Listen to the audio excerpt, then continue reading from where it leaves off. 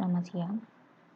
Materi berikutnya dari single row function adalah conversion function.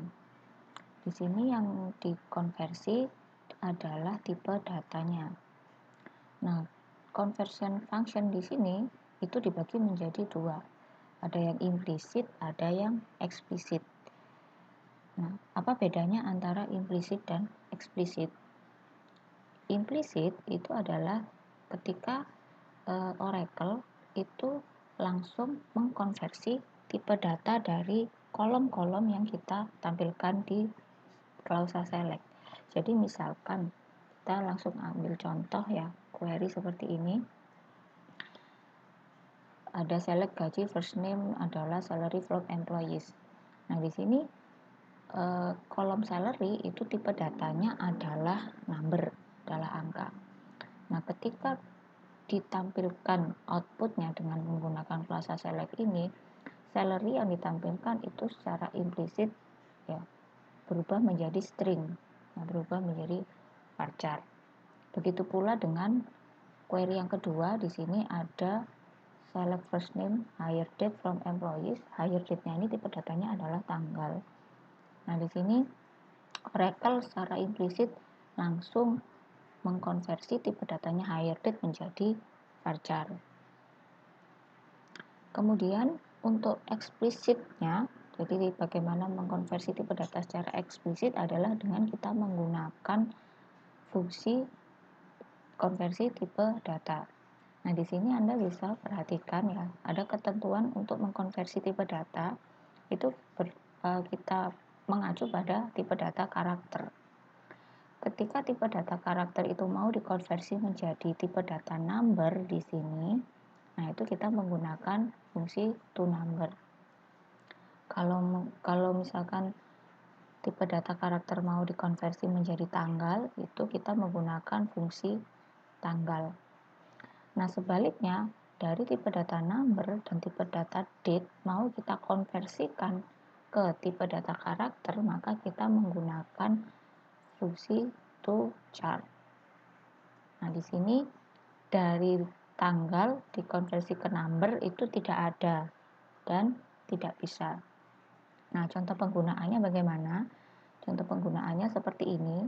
Jadi dengan query yang sama, hanya saja di kolom salary dan kolom hire date itu kita beri fungsinya. Jadi di sini kita mau konversikan tipe datanya salary dan tipe datanya hire date itu menjadi tipe data karakter. Maka kita gunakan fungsi toChar. Ya, seperti ini. Nah, lalu bagaimana sebenarnya penggunaan dari fungsi konversi ini? Nah, ini contoh penggunaannya ya. Ini bukan contoh penggunaannya, ini adalah bagaimana kita menggunakan fungsi toChar terhadap tipe data tanggal. Nah, di sini misalkan ya, kita mau menampilkan data yang tipe datanya tanggal itu, tapi dengan format yang kita tentukan sendiri. Ya. Sintaknya sederhana, cukup to_char, kemudian argumennya adalah tanggalnya yang mau dikonversikan, kemudian bagaimana format modelnya. Nah, di sini ada elemen yang harus Anda ketahui untuk menampilkan format tanggal sesuai yang kita inginkan. Ya. Jadi di sini ada elemen Y 4 kali, itu adalah untuk menampilkan tahun secara lengkap, full year in number. Ada juga elemen year, ini untuk menampilkan tahun yang ditulis dalam kalimat, tapi dalam bahasa Inggris. Lalu ada untuk format bulannya sendiri, itu ada ada mon. Lalu untuk tanggalnya ada elemen DY, D, dan DD. Nah, sekarang kita lihat contohnya, contoh query-nya atau contoh penggunaannya seperti ini. Ya. Jadi di sini ada penggunaan toChar untuk tanggal, untuk hire date. Jadi misalkan di sini untuk yang query yang pertama ya. Nah, ini ini kita mau menampilkan format hire date-nya seperti ini. Jadi ditampilkan tanggalnya dulu, bulan, kemudian tahun. Nah, di sini untuk tampilan tanggalnya DD, Mon, Y 4 kali. Nah, DD kalau kita lihat di sini itu adalah untuk menampilkan tanggalnya dalam angka, ya, berarti tanggalnya. Kemudian Mon itu berarti nama bulannya ditulis lengkap, ditampilkan lengkap. Kemudian Y 4 kali berarti tahunnya ditulis lengkap. Nah, kalau Anda lihat di sini kolomnya namanya hire date 1 ya. Jadi di sini format yang ditampilkan seperti ini di kolom hire date 1 ya. Jadi ditampilkan lengkap 17 Juni 2003, 21 September 2005 dan seterusnya. Nah, begitu pula kalau misalkan formatnya kita ganti seperti yang hire date 2, kolom hire date 2 di sini. DD tetap, tapi kemudian bulannya itu ditulis MON. Nah, kalau MON di sini berarti kita lihat ya, MON berarti yang ditampilkan untuk bulannya hanya 3 huruf dari nama bulan tersebut. Jadi, misalkan di sini bulan Juni maka ditampilkan Jun, September ditampilkan Sep, begitu seterusnya. Lalu tahunnya formatnya adalah year, di mana year di sini ya itu dituliskan dengan kalimat di dalam bahasa Inggris. Jadi hasilnya untuk yang hire date 2 tahunnya dituliskan dalam bentuk kalimat. Jadi 2003 jadi 2003, 2005 jadi 2005. Nah, kemudian untuk hire date 3 itu hanya ditulis harinya saja, day. Nah, day di sini kalau kita lihat ya, day maka ditampilkan nama harinya ya, nama hari dalam satu minggu yang hari Sunday, Monday, Tuesday dan seterusnya.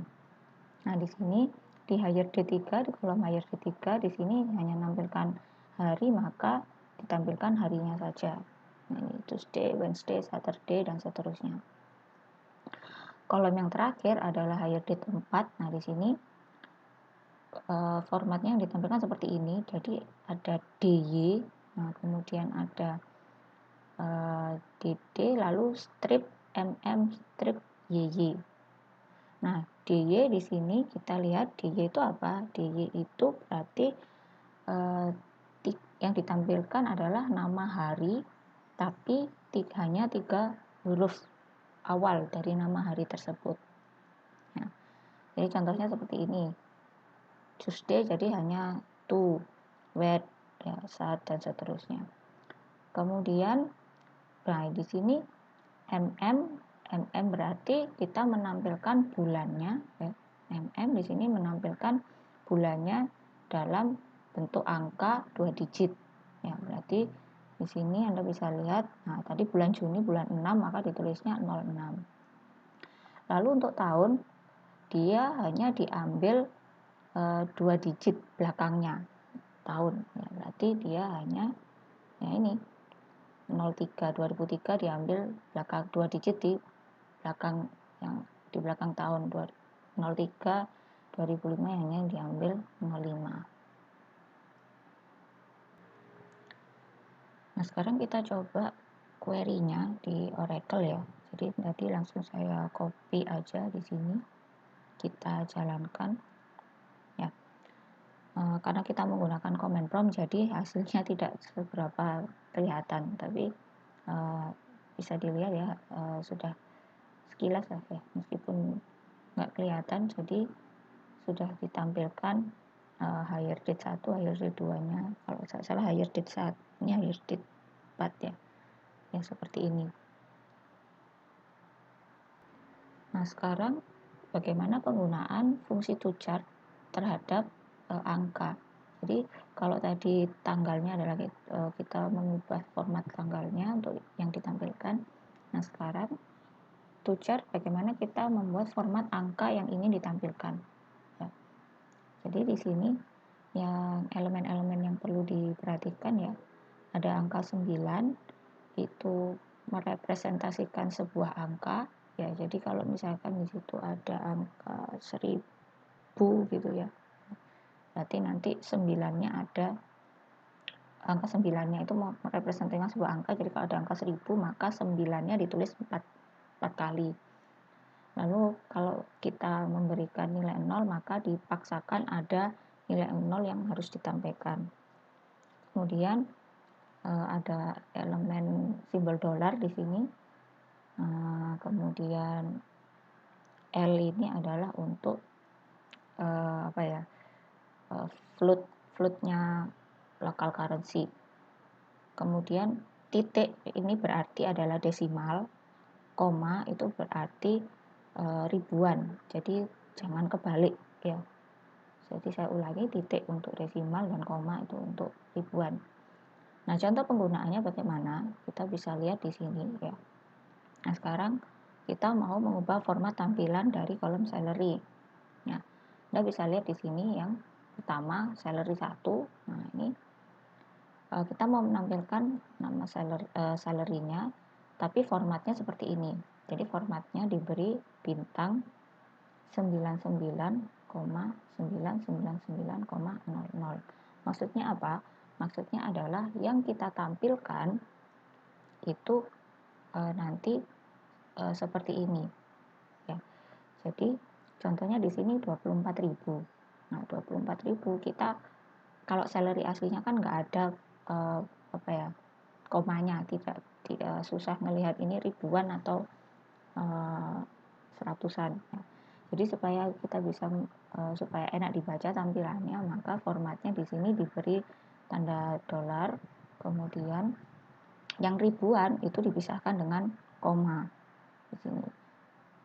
Nah, kemudian desimalnya ada 00.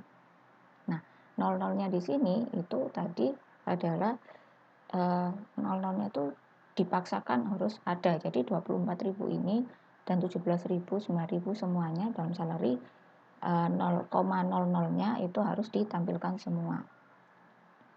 Nah, perhatikan bedanya dengan yang salary kedua. Jadi kalau yang salary pertama itu pakai elemen 9, nah sekarang pakai elemen 0. Nah, penulisannya seperti ini. Nah, Anda bisa lihat bedanya itu di baris keempat, angka 9.000. Karena 9.000 itu karena ada 0 di sini ya. Dan 0 itu dia artinya harus dipaksa, harus ada ya. Jadi 9.000 itu ditampilkan persis seperti yang kita tentukan formatnya di sini. Jadi angka 0-nya itu harus tampil juga di depannya angka 9. Seperti ini. Beda dengan kalau pakai elemen 9. Kalau elemen 9 misalkan di sini panjangnya cuma ada 4 ya, ada 4. Nah, berarti 9.000 tidak, angka 0-nya tidak perlu ditampilkan.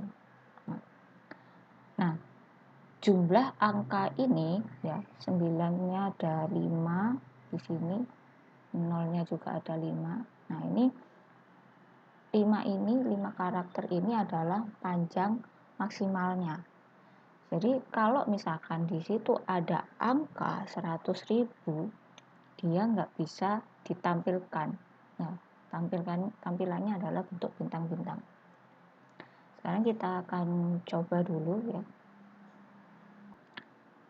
Nah, di sini sekarang kita coba menampilkan seperti ini.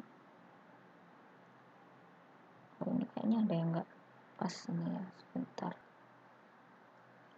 Ya, ini kita coba jalankan query-nya ya. Nah, tampilannya seperti ini.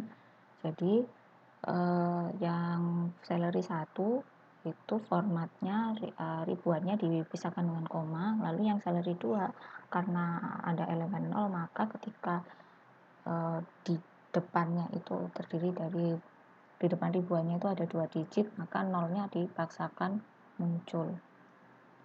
Nah, sekarang kita akan coba kalau misalkan panjang karakternya kita kurangi. Nah, misalkan kita gunakan seperti ini ya, kita kurangi cuman ada 5 karakter ya, jadi 9,999 dan 0,000. Nah, ini tadi yang saya bilang, jadi karena kita batasi tampilannya hanya sampai 5 karakter saja untuk ribuannya, maka dia tidak bisa ditampilkan untuk yang lebih dari 5 karakter ya. Jadi nanti untuk amannya, kalau Anda mau misalkan ada nominal 100.000, 1 juta, maka Anda harus tentukan panjang karakternya sampai berapa. Berikutnya adalah bagaimana penggunaan fungsi toNumber dan toDate. Jadi di sini misalkan kita mau melakukan penjumlahan terhadap salary. Nah, di sini mau ditambahkan 10.000, tapi 10.000-nya ini itu masih dianggap sebagai karakter atau string. Maka kita gunakan fungsi toNumber seperti ini ya. Kemudian untuk toDate adalah misalkan kita mau membuat format atau format tanggal yang kita miliki itu seperti ini ya. Nah, ini kita bisa gunakan fungsi toDate. Nah, contoh penggunaannya seperti ini dan hasilnya bisa Anda lihat di sini ya. Jadi yang 10.000 tadi dikonversikan menjadi angka, kemudian tanggal 2 Februari 1980 itu dikonversikan menjadi tanggal. Nah, untuk percobaannya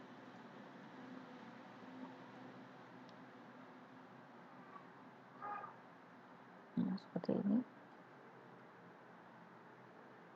Nah, ya, cobaannya seperti ini. Kemudian jenis fungsi berikutnya yaitu general function. General function ini digunakan untuk menampilkan data yang bernilai 0. Nah, data yang bernilai 0 ini nanti kita setting tampilannya supaya tidak kosong ketika kita menggunakan select. Nah, di sini general function umumnya ada 4 untuk penggunaan nilai 0. Ada NVL, NVL2, nullIf, dan coalescent. Nah, di sini ada penjelasan dari contoh-contoh general function-nya ya. Jadi untuk NVL pertama yaitu NVL ekspresi 1, ekspresi 2, di sini argumennya membacanya adalah jika ekspresi 1 bukan 0, maka outputnya berupa ekspresi 1. Jika ekspresi 1 bernilai 0, maka outputnya berupa ekspresi 2. Ya. Kemudian NVL2 jika itu argumennya ada 3. Kalau NVL ini argumennya hanya dibatasi 2, kemudian NVL2 di sini argumennya ada 3. Nah, di sini penggunaannya untuk NVL2 jika ekspresi 1 bukan 0, maka outputnya berupa ekspresi 2. Ya, kalau yang ekspresi 1 ini bukan 0, maka outputnya adalah ekspresi 2. Jika ekspresi 1 bernilai 0, maka outputnya adalah ekspresi 3. Ya. Ya, jadi Anda bisa bedakan ya antara NVL dengan NVL2. Nah, sedangkan untuk nullIf ini argumennya ada 2 ya. Jadi jika ekspresi 1 nilainya sama dengan ekspresi 2, maka outputnya adalah 0. Nah, lalu jika ekspresi 1 nilainya tidak sama dengan ekspresi 2, maka outputnya adalah ekspresi 1 itu sendiri. Nah, kemudian yang terakhir untuk coalescent, di sini coalescent ini argumennya bisa ada banyak ya, sampai 1 sampai n. Nah, cara bacanya bagaimana? Jika ekspresi 1, ekspresi 2 sampai ekspresi n-1 semuanya 0 ya, outputnya adalah ekspresi n, ekspresi yang terakhir. Tapi kalau sebaliknya ya, jadi sebaliknya misalkan ekspresi 1, 2 sampai n-1 itu tidak 0, maka outputnya berupa salah satu dari ekspresi 1, ekspresi 2, sampai ekspresi min n yang dia tidak nol. Nah, biasanya diprioritaskan yang paling kiri. Nah, sekarang kita lihat contoh penggunaannya di dalam query ya. Jadi di sini untuk yang NVL ya. Di sini yang digunakan adalah commission VCT. Jadi kolom commission VCT, persentase komisi. Ya, jadi NVL tadi aturannya adalah ya, jika ekspresi 1 bukan 0, ya, jika ekspresi 1 bukan 0, outputnya adalah ekspresi 1, ekspresi itu sendiri. Tapi kalau ekspresi 1 itu 0, maka outputnya adalah ekspresi yang kedua. Nah, sekarang kita lihat di sini. Jadi, kalau commission VCT-nya itu 0, ya, berarti maka tampilkan angka 0. Ya. Tapi kalau commission VCT-nya itu ada isinya, ya maka tampilkan nilai commission VCT itu sendiri. Nah, ini contohnya. Ya, ini kebetulan 0 semua ya commission VCT-nya. Jadi commission VCT-nya karena bernilai 0, maka untuk yang kolom komisi 1 tampilkan nilai 0 di sini. Kemudian yang NVL2 ya. Jadi NVL2 di sini tadi aturannya jika ekspresi satunya bukan 0, maka outputnya ekspresi 2. Jika 0, maka outputnya berekspresi ketiga. Jadi di sini yang NVL2 jika commission VCT-nya itu 0, ya, maka tampilkan angka 0 untuk yang komisi kedua. Jadi kalau commission VCT-nya di sini 0 semua, ya 0 semua, berarti tampilkan angka 0. Tapi kalau commission VCT-nya itu tidak 0, ada isinya, maka yang dieksekusi adalah ini, salary ditambah salary kali commission VCT. Nah, nanti dicoba sendiri ya untuk hasilnya. Kemudian yang berikutnya null if. Di sini null if tadi, null if adalah jika ekspresi 1 jika ekspresi 1 sama dengan ekspresi 2, outputnya adalah angka nilai 0. Tapi ekspresi 1 tidak sama dengan ekspresi 2, maka outputnya adalah ekspresi 1. Nah, jadi Anda lihat di sini yang mau dibandingkan adalah panjang karakternya first name dan panjang karakternya last name. Ya. Kalau panjang karakternya first name dan last name itu sama, nah maka tampilkan tampilkan nilai nolnya tadi ya. Oke. Ya, tampilkan nilai 0. Tapi kalau panjang karakternya first name dan panjang karakternya last name tidak sama, ya, maka tampilkan panjang karakternya first name. Ya, contoh ini Steve, yang baris pertama ya, ada first name-nya Stephen, last name-nya adalah King. Nah, di sini first name-nya itu ada 6 karakter, last name-nya ada 4 karakter. Dengan menggunakan fungsi null if ternyata tidak sama, maka tampilkan panjang karakter first name-nya. Ya, hasilnya 6. Begitu seterusnya. Nah, di sini untuk yang first name-nya Bruce dan Ernst itu panjangnya sama antara first name dan last name, sehingga ditampilkan 0. Nah, kemudian untuk coalescence di sini ya tadi jika ekspresinya ekspresi 1, 2 sampai n-1 semuanya 0, outputnya adalah ekspresi n. Nah, di sini ekspresi satunya adalah manager ID, ekspresi 2-nya ekspresi n-1-nya itu adalah function VCT, lalu ekspresi n-nya itu adalah min 1. Kalau ada yang 0, kalau semuanya 0 ya. Jadi kalau semuanya 0, maka outputnya adalah ekspresi n. Jadi seperti yang baris 1 di sini, ketika manager ID dan commission VCT-nya itu sama-sama 0, nah maka tampilkan nilai min 1. Ini hasil seperti ini. Ya. Tapi kalau misalkan yang 0 itu hanya salah satunya, nah, maka tampilkan nilai, maka outputnya adalah salah satu dari ekspresi 1, 2, sampai N-1. Berarti outputnya itu salah satunya dari sini, manager ID dan commission PCT.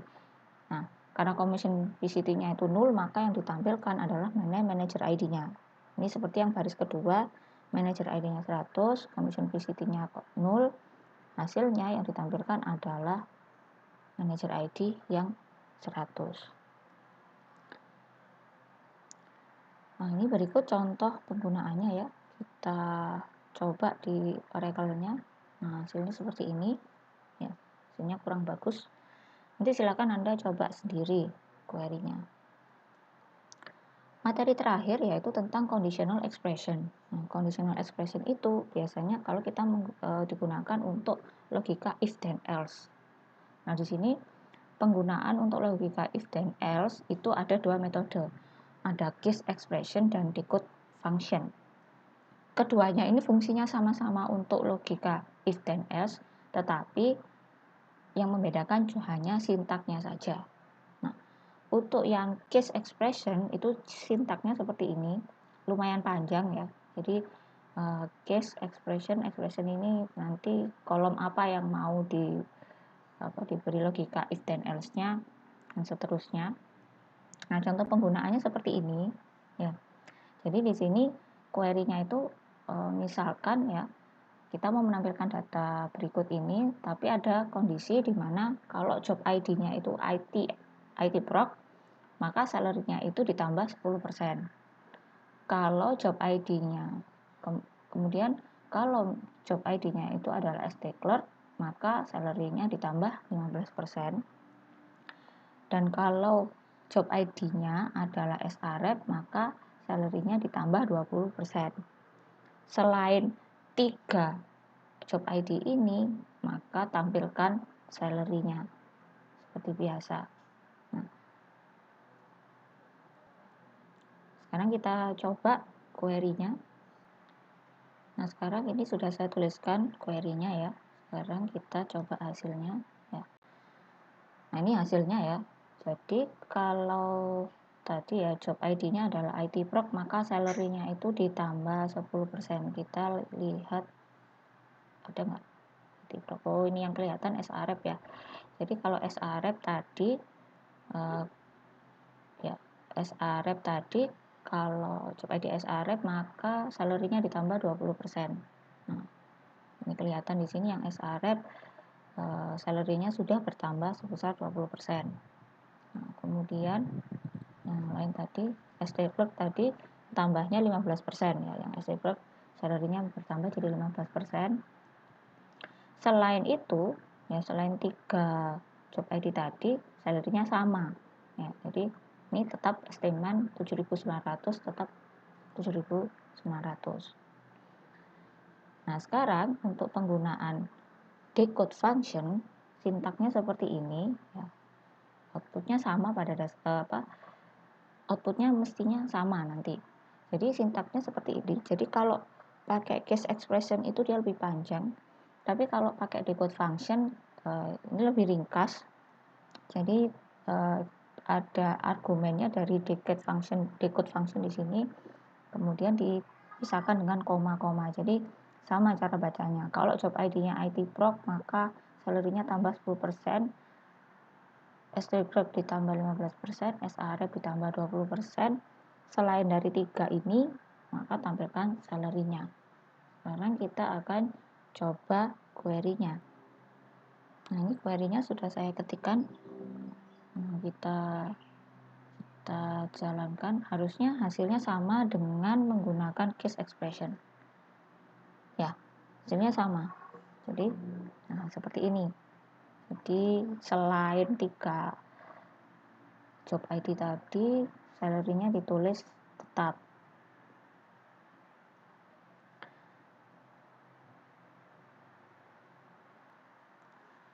Materi single row function sudah selesai. Silahkan dikerjakan latihan berikutnya untuk conversion function, kemudian general function, dan juga case expression dan juga decode function. Terima kasih.